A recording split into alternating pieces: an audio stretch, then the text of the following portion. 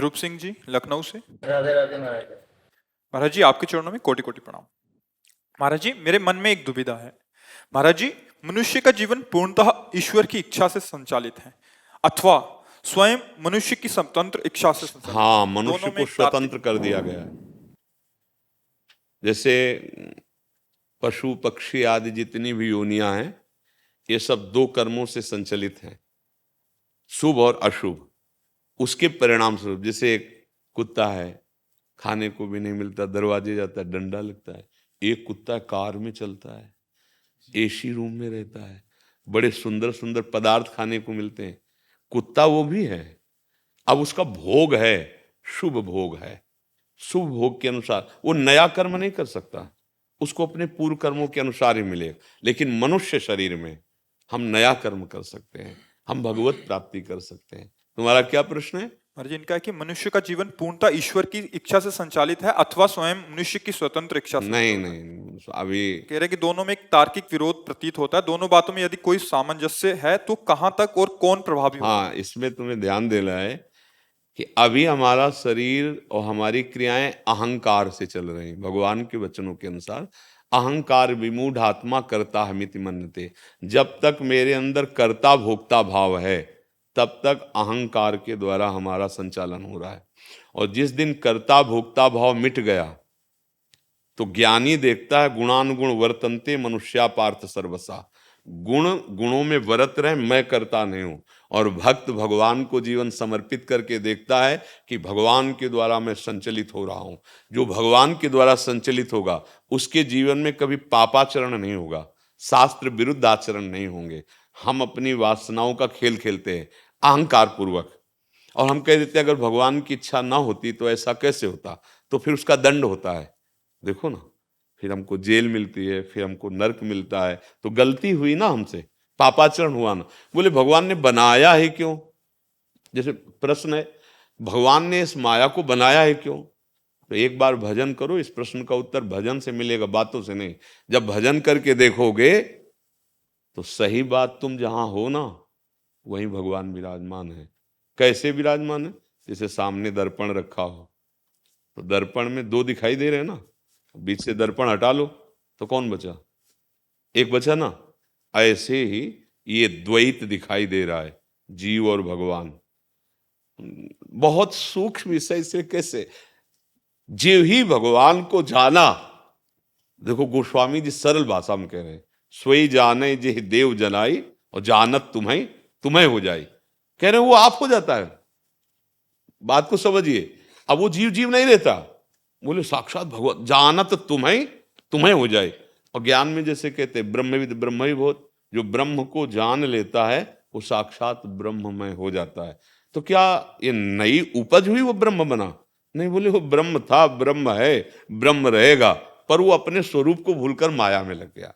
तो अभी हम स्वरूप को भूले हुए हैं, देहाभिमान से हो रहा है। अगर हम ये माने कि भगवान के द्वारा हो रहा है तो फिर पाप कर्म, ये जो अंदर से वासनाएं उठ रहे हैं, ये जो भगवद आश्रित हृदय होता है उसमें पाप नहीं होता। भगवान का शासन तब माना जाएगा आपके हृदय पर जब काम क्रोध मद मान न मोहा, लोभ न क्षोभ राग नहीं द्रोहा, जिनके कपट दंभ नहीं माया, तिनके हृदय बस हो जाओ। वहां भगवान का शासन चल रहा है। आप कोई पाप, अभी यंत्रारूढ़ानि मम माया, भगवान कह रहे ना, जैसे बिजली के यंत्र में वो बना हुआ कठपुतली आदि नाच रहे हैं, तो उनमें नाचने की सामर्थ्य कहां से आ रही? बिजली से। ऐसे ही मम माया भगवान बोले हैं कि त्रिगुणमयी माया के द्वारा अंदर रजोगुण आया तो भोग इच्छा हुई, तमोगुण आया क्रोध हिंसा निद्रा आलस प्रमाद आया, सतोगुण आया थोड़ा भक्ति, थोड़ा मंदिर चले गए। ये सब गुणों की प्रेरणा से हो रहा है। और भगवान कहते हैं, आज ही चर्चा हुई थी, त्रैगुण ने विषया वेदा, निस्त्रैगुण ने भवा अर्जुन। ए अर्जुन, तुम वेदातीत अर्थात असंसारी बनकर त्रिगुणातीत बन जा। जब त्रिगुणातीत हो जाओगे तब तुम देख पाओगे अब भगवान ही भगवान का शासन है। भगवान के शासन में हृदय में जिसपे भगवान का, वहां पाप नहीं होता, वहां वासना नहीं होती। देखो ना, वर्णन कर रहे हैं ना, काम क्रोध मद मान न मोहा, लोभ न क्षोभ राग नहीं द्रोहा, जिनके कपट दम्भ नहीं माया, तिनके हृदय बसो रघु। अब वहां हृदय में भगवान बैठकर जैसे अर्जुन के रथ का पूरा संचालन कर रहे हैं, ऐसे ही भगवान उस हृदय का संचालन करने लगते हैं जो भगवान की शरण में होकर भगवान का आश्रय, आत्मसमर्पण, फिर भगवान संभाल लेते हैं। अभी भला आत्मसमर्पण है, अभी तो मैंने ये किया, मैं ये करूंगा, मैं ऐसा कर सकता हूं, मैंने ये भोगा, मैं ये भोगूंगा, मैं ऐसा भोग सकता हूं। तो जानते हो उसी को भगवान करे अहंकार विमूढ़ात्मा कर्ता हमिति मन्यते। अभी अहंकार से चल रहा है कार्यक्रम, तभी शुभ और अशुभ कर्म बन रहे हैं, तभी बार बार हमारा जन्म मरण हो रहा है। ये संस्कृति का मूल चक्र है अहंकार। जैसे ट्रैक्टर में पीछे टाली फंसाने वाला होता है ना, ऐसे ही सच्चिदानंद का जो स्वरूप है, हमारा आत्म स्वरूप, वो फंसा अहंकार करके देह भाव में। अब ये बड़ा सूक्ष्म विषय है, बिना भजन के समझ में नहीं आएगा। पर हम अगर सतमार्ग में चलना चाहते हैं तो पहले जैसे इनको बताया, पहले हम आचरणों पर नजर कर लें। सबसे पहली बात, हमारे द्वारा धर्म विरुद्ध आचरण नहीं होने चाहिए। आप देखो, क्या आपको पता नहीं कि ये पाप आचरण है जो भी, क्या आप उनको रोक पा रहे हैं? क्या आप उनको गंदी बात मानकर, गलती मानकर आप हृदय में जल रहे हैं? नहीं, आप बहते चले जा रहे हैं। कैसे ईश्वर का शासन हो? हाँ, अब ईश्वर का शासन आपके ऊपर कर्म भुगताने के लिए लागू होगा। शुभ अशुभ कर्म करने के लिए आप स्वतंत्र हो, आप स्वतंत्र हो। आप अभी बुरा से बुरा काम कर सकते हो, अच्छा से अच्छा कर सकते हो, ये स्वतंत्रता दी गई है। पर हम लोग गलती कर लेते हैं, हम इस स्वतंत्रता का दुरुपयोग कर दिए। तो देखो, चिंता, शोक, भय, नाना प्रकार के दुख भोग रहे हैं। अगर हम इस स्वतंत्रता को अच्छे कर्म में लगाकर, भागवतिक कर्म में लगाकर जीवन मुक्त कर ले तो परमानंद में मगन हो जाए। ये छूट दी है भगवान ने, आप कुछ भी कर सकते हो। आप पापाचरण करोगे तो अंदर से आपको पूरी सलाह पक्की मिलेगी। यहां से पैर रखो, ऐसे नांग के जाओ, कूदो, ऐसे ऐसे तिजोरी खोलना है, ऐसे। पावर कहां से मिल रहा है? वहीं से मिल रहा है, पावर तो वहीं से मिल रहा है। प्रयोग करने के लिए तुम स्वतंत्र हो, कहां प्रयोग करते हो? एक छुरी का प्रयोग करता है रोग निवारण के लिए डॉक्टर, और एक छुरी का चोर प्रयोग करता है दूसरे की हत्या करने के लिए। प्रयोग कहां करते हो, कैसा करते हो, इसमें तुम स्वतंत्र। मानव देह केवल, पशु पक्षी नहीं स्वतंत्र है। अगर वो किसी को मार भी रहा है तो प्रारब्ध के अनुसार प्रेरित होकर वैसे मार रहा है। तो अभी अगर हम कह देंगे कि आप भगवान के द्वारा शासित, भगवान के द्वारा प्रेरित, तो फिर आप पापाचरण को भगवान के ऊपर लाद देंगे?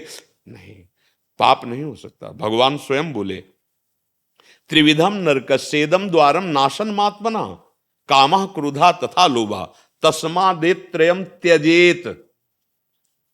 गोस्वामी जी सरल भाषा में इसकी व्याख्या कर रहे हैं, तुलसीदास जी। काम क्रोध मद लोभ सब नाथ नरक के पंथ, ये नरक के रास्ते हैं। भगवान के तस्मादेत त्रयम त्यजेत, इनको त्याग दो। अगर भगवान ही प्रेरित करते कि आप ये करो तो त्यागने की बात क्यों कहते? भगवान कह रहे नरक का मार्ग त्याग दो। अब आप कहां त्याग रहे हैं? आप कामनाओं में बढ़ते चले जा रहे हैं, पापाचरण करते चले जा रहे हैं, और फिर आप कहते भगवान की सत्ता के बिना पत्ता नहीं हिलता, ये भगवान पा। तो भगवान ने व्यवस्था भी की, पुलिस की व्यवस्था की है, कानून की, और नरक की व्यवस्था की है, और उसके दंड भोगने की व्यवस्था की है। नाना प्रकार की ऐसी घटनाएं घटेंगी जीवन में कि तुम दुख ही दुख भोगोगे। फिर कहोगे भगवान कोई है ही नहीं। अगर सारे कर्म भगवान को समर्पित करके जो पापाचरण जानते हो वो ना करो और भगवान का स्मरण करो, तो देखो तुम्हारा जीवन सुख की तरफ बढ़ने लगा, तुम्हारा जीवन जीवन मुक्तता की तरफ बढ़ने लगा।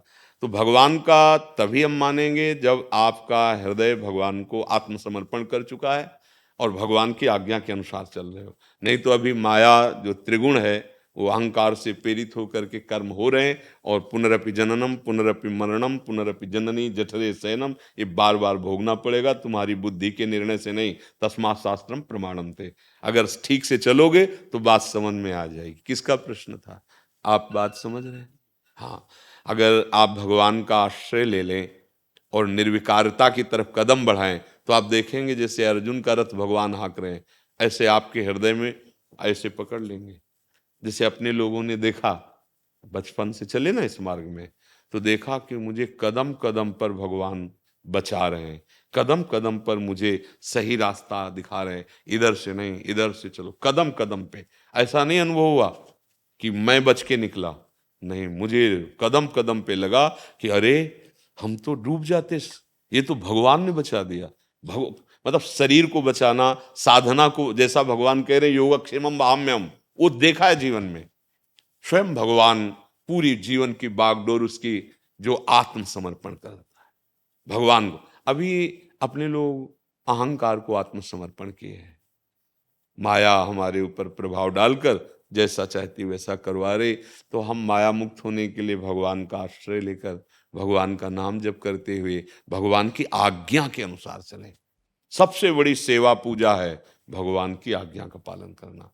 जो नहीं करना है वो मत करो, जो करने के लिए कह रहे हैं वही करो, तो मानव जीवन सार्थक। अब कौन जान रहा है, कौन शास्त्र स्वाध्याय कर रहा है? ये तो हमें बड़ा अच्छा लगता है जब नए बच्चे ऐसे बोलते हैं मैं ज्ञान मार्ग में या भक्ति मार्ग में चलने, तो हृदय में कुछ शीतलता होती कि अभी कुछ है, अभी कुछ है जहां हमारी बात सुनी जा सकती है। नहीं तो ये बात सुनने का अधिकार नहीं रह गया है, क्योंकि बुद्धि इतनी मलिन हो चुकी है। अब जो गंदी बातें हैं उनको मनोरंजन में ले आया गया है। ये कोई पाप नहीं है, ये कोई गलत नहीं है, वैसे ही मन फिसला हुआ संसार में, अब और छूट मिल गई। अब वो वासनाओं में इतना बहता चला जा रहा है कि उसको पता ही नहीं चल रहा है कि मैं कौन हूं, मैं कहां जा रहा हूं, मेरी गति क्या हो रही है। आप जरा विचार करके अध्यात्म से देखिए, मैं कौन हूं, मेरा मार्ग क्या है, मैं कर क्या रहा हूं, आया क्या हूं करने के लिए? कुछ नहीं। पूरा जीवन वासनाओं के खेल में व्यतीत, और लगा हाथ कुछ नहीं। जब यहां से गया तो कुछ हाथ नहीं लगा। इसीलिए बड़े भाग्यशाली हो जो अभी आपको सत्संग की बात सुहा रही है। आप चाहते हो कि मैं कैसे भगवत मार्ग में आगे बढ़ूं, ये तो मतलब अतिशय कृपा राम की होई, पांव दे हमारा सोई। नहीं तो ऐसा तांडव माया का छाया हुआ है ना, बड़ा विचित्र खेल हो रहा है, बड़ा विचित्र। तभी हम कहते हैं कि अभी जैसे कुछ महापुरुष जन हैं, आगे समय ऐसा आएगा कि बड़ा मुश्किल हो जाएगा। सतमार्ग किसे कहते हैं? नहीं, जब तक खुद अनुभव नहीं तो फिर सतमार्ग का कैसे हमें दर्शन कोई करा सकता है, कैसे चला सकता है? अब जो बड़े बड़े महापुरुष थे अंतर ध्यान हो गए। अब नया जमाना साधना का जो चला है वो मोबाइल से चला है। अब कैसे अंतर्मुखता बढ़े? जो 18-18 घंटे बैठे हुए शांत मन से परमात्मा चिंतन में लगे हैं, 18 मिनट अंदर प्रवेश करने की जगह नहीं रह गई। वो कुंड से बज रहा है, किसका मैसेज, किसकी बात, क्या बात। आज का समय चल गया ना, और मन वैसे ही बदमाश है, इसको छूट मिल जाए ना, जरा सी छूट, तो ये वही कार्य कराता है जिससे आप फंस जाए, जिससे आप दुखी हो जाए, जिससे आप माया में आसक्त हो जाए। बड़ा कठिन है। इसलिए अभी समय है, अभी तो 5,000 के ऊपर कुछ वर्ष हुए हैं कलयुग के, 4,32,000 वर्ष का है। अगर ये दौड़ने लगा फिर ये हमारी बुद्धि काम नहीं कर पाएगी कि भजन करना है, भगवत प्राप्ति करना है। अभी कितने लोग हैं जो भजन और भगवत प्राप्ति की तरफ, हम लोग अगर संत महात्माओं के पास पहुंच गए तो यही सोचते हैं हमारा काम बन जाए, नहीं कोई समस्या का समाधान या किसी कामना की पूर्ति। मतलब इसी जेल में रहने की बात हम मांग रहे हैं, माया जेल में मुक्त होने की बात ही नहीं सोच रहे। तभी लगता है कि क्या मतलब साधु संग का फल यही है। यहां तो कहा गया है कि बड़े भाग पाइप सत्संगा, बिना प्रयास होई भव भंगा। संसार समुद्र से पार होना, दुखों से निवृत्त होना साधु संग। और हम साधु संग का फल समझते हैं कोई आशीर्वाद, कोई ऐसा दे दे कि हमें कोई दुख ना हो, हम खूब सुखी हो जाए। कभी भी ये माया तुम्हें सुखी नहीं कर सकती हो, तुम माया से सुखी होना चाहते हो। आप देख लो आंख उठा के, चाहे जो कोई हो, अशांति है, एक भय है, एक चिंता है। इस बार ये हम बने, अब अगली बार अगर ये हट गई कुर्सी, फिर वो जलन है, वो एक अशांति है, एक चिंता है। अच्छा, अब कितने दिन फिर शरीर धोखा देता चला जा रहा है, अब मरना पड़ेगा, अब अशांति, अब कैसे दूर हो? इसीलिए बहुत हम सुलझा के बात कह रहे हैं कि आपके जीवन का परम लक्ष्य है कि आप दुखों से निवृत्त हो जाएं, बस यही मानव देह का फल है। अगर नहीं निपटे तो फिर 83,99,999 योनियां जो है वो हमें मुक्त नहीं कर पाएंगे। मुक्त मानव देह की साधना से हो सकता है। आपका जीवन जितना बचा है राधा राधा कहिए, गंदे आचरण त्यागिए, जितना बन सके दूसरों की सेवा कीजिए और भगवान के आश्रित रहिए। इसी से सब ज्ञान विज्ञान प्रकट हो जाएगा।